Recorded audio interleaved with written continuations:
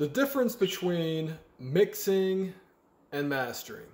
Well, first of all, if you're recording at the home studio level, which is what I'm assuming most of the viewers of this channel do, I may have some people who work in professional studios watching these videos.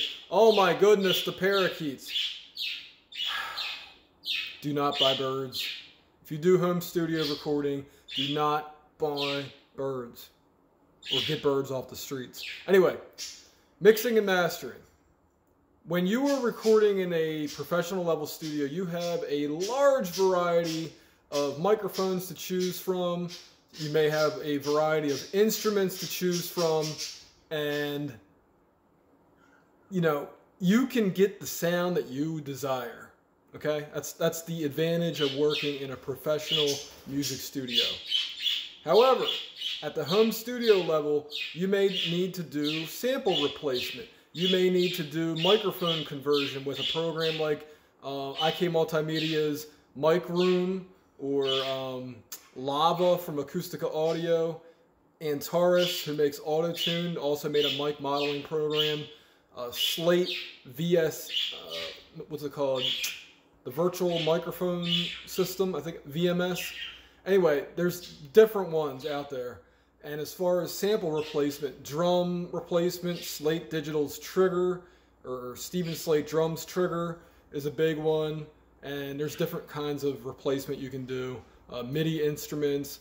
But bottom line is, what I like to do, because I am a home studio recordist, is to do in mix prep, fix all the things that I couldn't do when I was recording. So equalization, if I owned a API recording console, I'll use API equalizers to do some little bit of tone shaping.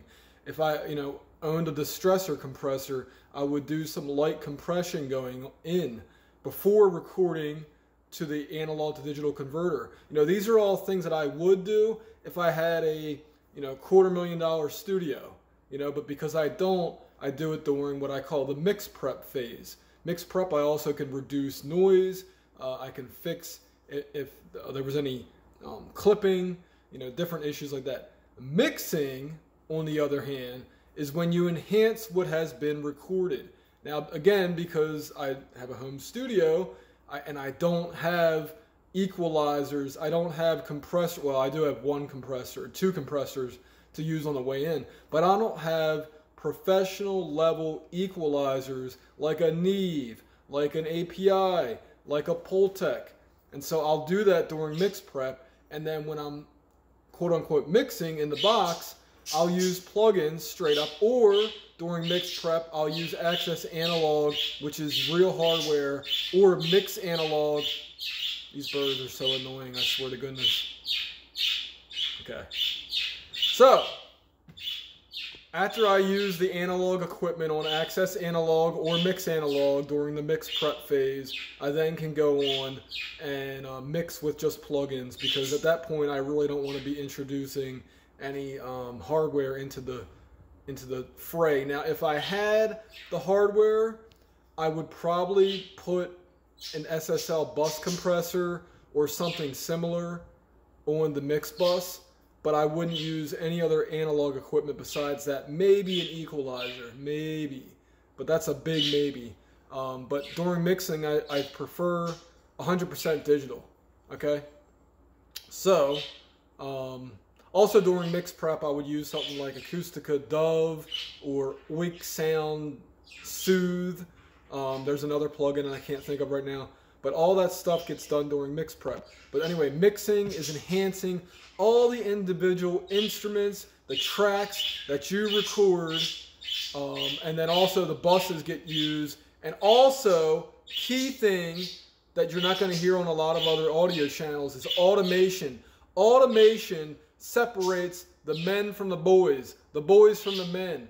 It's something that I didn't really do too much of when I first started mixing, but automation, now you usually have to do this in cooperation with the musician that you're mixing for, but when you're, or you might have recording notes. You may have notes from the producer who may, 9 times out of 10 if you're doing on the the home studio level, you're going to get mix notes from the musicians themselves because they're producing their own music. But on the higher levels, the producer will usually have any notes for different automation you may want to do, or you have to ask for it. Or you can come up with some of your own ideas and run it by the musician / producer and then do things that way. But automation, huge, huge, huge. Buses for different instruments makes automation a lot easier. Highly recommend doing signal routing that way. Finally, mastering. Now, mastering has changed over the years. There's a lot of people who like to do stem mastering. I'm hit or miss on this one. If you're going to send me stems, I'm going to charge you more money. Okay? Because I'm essentially doing a second mix at that point. And there's nothing wrong with that. Honestly, you know, if you don't have the right kind of monitoring or the experience, then yes, sending stems, which means that, for example, if you're doing a rock mix, you would send just the guitars, you would mix down just the guitars, or bounce, it's also called. So bounce just the guitars, then the bass guitar itself by itself, then the drums by themselves, then the vocals, then the lead vocals separate from that. And am I missing something? We'll say a synthesizer or a keyboard. On pop music, it would basically just be all the same instruments except synths. You might have a lot more synths to deal with. But the idea is that you take what may be 50 plus tracks and bring them down to less than 10 tracks. I'm including stereo. It's a stereo mixdown usually. But the idea is that you are going to be able to make minor adjustments to volume a lot easier than if you were sent a stereo mixdown. But then from there, you enhance the mixdown, whatever that may be.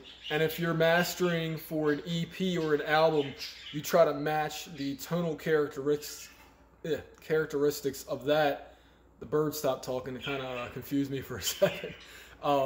You try to match the tonal characteristics across the board. Now, what I do also is try to match the EQ to music that's already in the genre, that's professionally mastered. I try to master the tracks to that standard so that if somebody's listening to a bunch of, let's say, heavy metal music, it doesn't sound too different unless the musician really wants their music to sound, you know, let's say lo-fi or old school, whatever you want to call it. I'll do that too. But if they want something to sound quote-unquote modern, then that's what I aim to do. Otherwise, mastering also has to do with fade-outs. You might do one last bit of noise reduction.